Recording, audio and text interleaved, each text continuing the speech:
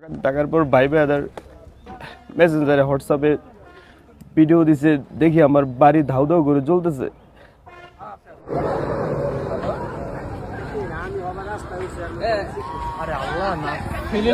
শোনো গাইস, এর আগের ভিডিওতে আমি কাফিকে খুব ভালোভাবে ক্রিটিসাইজ করেছি, কারণ সেখানে ওর ফল্ট ছিল তাই করেছি। বাট এখন ওর সাথে যে ঘটনাটা ঘটেছে সেটা আমার একদমই বোধগম্য নয়। এই কাজটা যে খানকির পোলারা করেছে, আমি চাই ওদের আইন অনুযায়ী সর্বোচ্চ শাস্তি হোক। এই ভিডিওটা করার আমার একদম ইচ্ছা ছিল না, আমি বাধ্য হয়ে এই ভিডিওটা করতেছি। এর কারণ হলো আমি কাফিকে নিয়ে এর আগে একটা ভিডিও মেক করে ফেলেছি অলরেডি, এই জন্য আমার একটু ক্লিয়ারিফাই করা দরকার আছে। তো hey guys, welcome back. I hope কি তোমরা সকলে ভালো আছো এন্ড আমিও ভালো আছি। তো গাইস, আজকের মধ্যে টপিক হলো কাফির বাড়িতে কেন আগুন লাগানো হলো।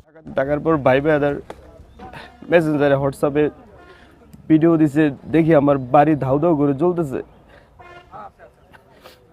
দেখেন জ্বলতে জ্বলতে বাড়িটাই নাই।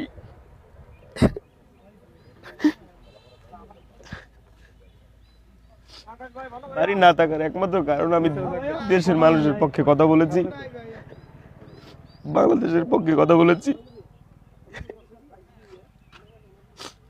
শুধু বাড়ি পুরো দেওয়া হয়নি, আমার ফ্যামিলি মেম্বার সবাইকে মারার প্ল্যান ছিল। এটা কোনো বানোয়াট কথা না। আমার আমার আমার বাপেও বলছে যে আমরা ঘর থেকে বের হইতে পারি নাই। আমি এর আগের ভিডিওতে কাফিকে নিয়ে যা বলেছি সেখানে আমার একটু ফল্ট ছিল না, বাট এখন ওর সাথে যেটা হয়েছে সেটা আমার একদমই বোধগম্য নয়। ভিডিওটা বেশি বড় বানাবো না, ডাইরেক্ট বলে ওর পরিবারের উপরে যে হামলাটা হয়েছে, এই হামলা হওয়ার কারণটা কি? এই হামলা হওয়ার একমাত্র কারণ কিন্তু ও নিজেই। শোনো গাইস, জুলাই আন্দোলন যখন ছিল তখন কিন্তু ওকে সবাই বাহুবা দিছে, আর জুলাই আন্দোলন গেছে কিন্তু অনেকদিন হয়ে গেছে। এতদিন কিন্তু ওর বাড়িতে কোনো হামলা হয়নি, হঠাৎ করে এতদিন পর কেন হামলা হলো? এর কারণ হলো ওর কর্মকাণ্ড। ওর কর্মকাণ্ড ঠিকঠাক ছিল না। এখন আমার কথা শুনে অনেকে তেলে বেগুনে জ্বলে উঠতে পারো, তাতে আমার কিছু করার নাই। যেটা সত্য সেটা আমি অবশ্যই বলবো। তোমরা ভালোভাবে শোনো গাইস, ও কিন্তু জুলাই আন্দোলনে ছিল, সো ওর উপরে কিন্তু অনেক টার্গেট ছিল মানুষের। তাই যখন ওর একটা ফল্ট পেলো, আর সেই ফল্টের কাজটা লাগিয়ে ওর বাড়িতে আগুন দিয়ে হয়েছে।